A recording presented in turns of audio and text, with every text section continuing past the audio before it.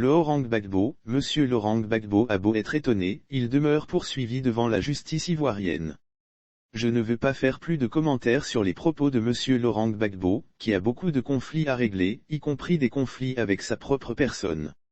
A déclaré le mercredi 20 octobre 2021, le porte-parole du gouvernement, Amadou Coulibaly.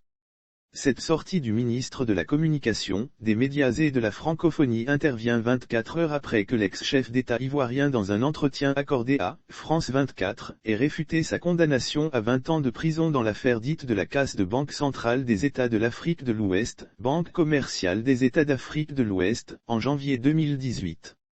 Je n'ai jamais braqué une banque. La Banque commerciale des États d'Afrique de l'Ouest a été braquée par pas mal de braqueurs, par des rebelles. Et c'est Gbagbo qu'on condamne à 20 ans. On ne va pas me faire admettre ce qui est inadmissible, a fait savoir Laurent Gbagbo lors de l'interview télévisée. Mais la réponse du porte-parole du gouvernement est perçue par les partisans de l'ancien président ivoirien, comme un chantage et une intimidation de la part des autorités ivoiriennes. Ils en veulent pour preuve, la déclaration faite par Amadou Coulibaly le 7 avril 2021 soit 07 jours après l'acquittement définitif de l'ex-détenu de la prison de Scheveningen aux Pays-Bas, lors d'un conseil des ministres.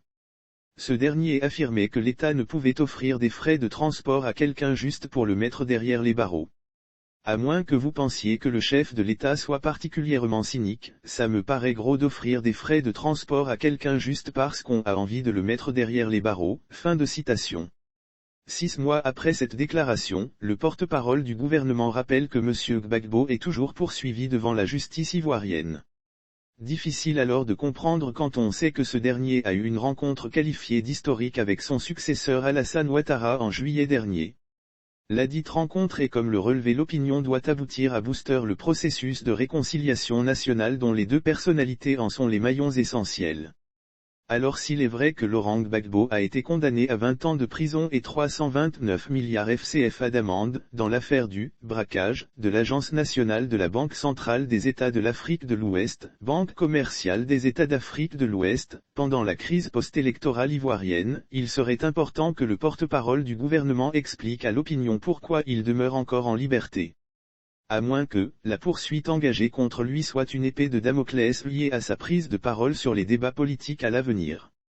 Ce qui serait difficile pour le président du Parti des peuples africains de Côte d'Ivoire, PPACI, qui a affirmé dimanche dernier qu'il ferait la politique jusqu'à sa mort. Il faut souligner que, plus de 3 mois après son retour au pays, l'ex-chef d'État ivoirien n'a reçu officiellement aucune notification de la justice ivoirienne relative à sa condamnation.